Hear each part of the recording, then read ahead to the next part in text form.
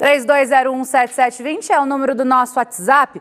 O Miguel está participando aqui com a gente, respondendo aí a nossa pergunta a respeito da liberação do uso de máscaras em aeroportos e também aeronaves, aviões, né?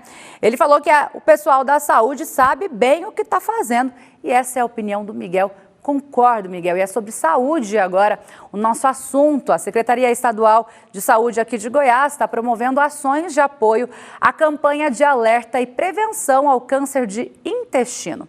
Para falar sobre esses detalhes, essas ações de prevenção da doença, está aqui com a gente o coordenador de Oncologia da Superintendência de Atenção Integral à Saúde da Secretaria Estadual de Saúde, o Paulo Henrique Silva Costa, que está aqui comigo. Paulo, seja muito bem-vindo, bom dia para você. Bom dia, Danusa, bom dia a todos que estão assistindo o Jornal Brasil Central.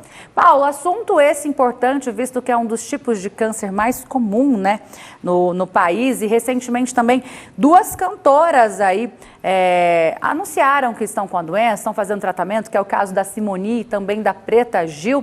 É realmente um câncer muito preocupante? Sim, apesar de ser pouco falado, ele é o segundo câncer mais comum nos homens em Goiás e o terceiro mais comum em mulheres. E nos últimos 10 anos no estado, ele matou mais de 10 mil pessoas, infelizmente. Então, realmente são números preocupantes, né? Sim, com certeza. Ele também é conhecido como câncer coloretal ou câncer do intestino. E é muito importante abordar essa questão, por isso a gente tem uma legislação estadual que prevê que essa primeira semana do mês de março é justamente incentivar a conscientização, a procura para o rastreio e diagnóstico desse tipo de câncer. Paulo, e conta para nós, quando que a pessoa tem que acender esse alerta, que ela tem que procurar um médico, que ela tem que fazer um exame específico para detectar esse tipo de doença? Tem alguns sinais que não necessariamente indicam câncer de intestino ou câncer coloretal, porém, eles nos dizem alguma coisa, que é necessário procurar ajuda. Se a pessoa inicia uma diarreia e não tem causa aparente, não tem nenhum histórico, e essa diarreia persiste, é interessante procurar. Se tem um emagrecimento, né, repentino, falta de apetite, se tem uma massa tumoral no intestino, na parede abdominal que não existia, pode indicar alguma coisa. Até o formato das fezes, se for umas fezes mais compridas e finas, pode indicar algum indício de que tem que procurar ajuda. E qual o médico que a pessoa tem que procurar? O primeiro acesso pode ser um médico de família, na UBS mais próxima, mas o médico que vai fazer o diagnóstico em seguida seria o proctologista. Existe uma linha dentro da medicina, né? Existem algumas especialidades que fazem isso, mas pode ser via proctologista e em seguida vai encaminhar para um oncologista caso tenha uma suspeita maior. Você citou que é o segundo tipo de câncer mais comum em homens aqui no estado de Goiás, o terceiro em mulheres. Existe alguma causa? É genético ou não? Existe alguém que tenha predisposição a desenvolver o câncer de intestino? Existem aquelas pessoas que têm histórico familiar, mas essa é a menor porcentagem.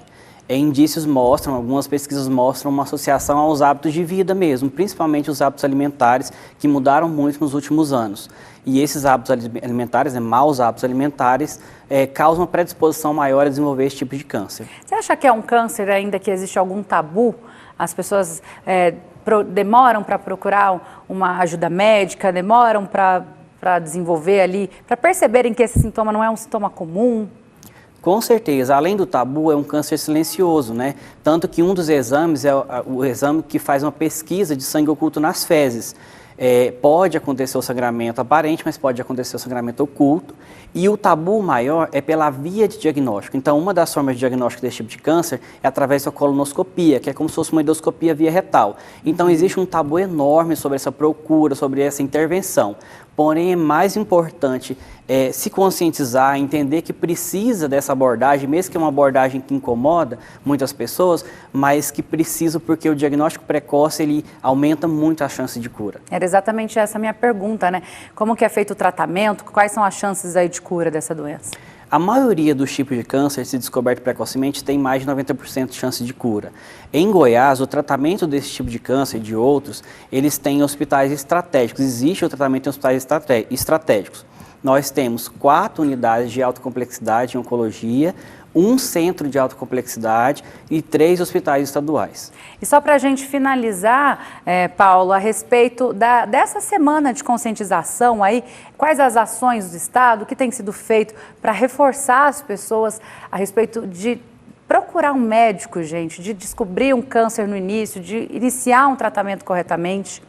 O Estado ele tem a frente de trabalho através da atenção primária, que ela está presente em todos os municípios e o Estado apoia esses municípios na atenção primária, que são aquelas unidades que estão mais próximas da casa da pessoa, do usuário, no caso, e tem as policlínicas e os hospitais estaduais. Em todos esses serviços foram incentivadas ações, tanto de conversar sobre o assunto, informações mesmo sobre o assunto, tirar um momento para discutir sobre isso e fazer uma intensificação dos exames de rastreio e diagnóstico. Tá certo.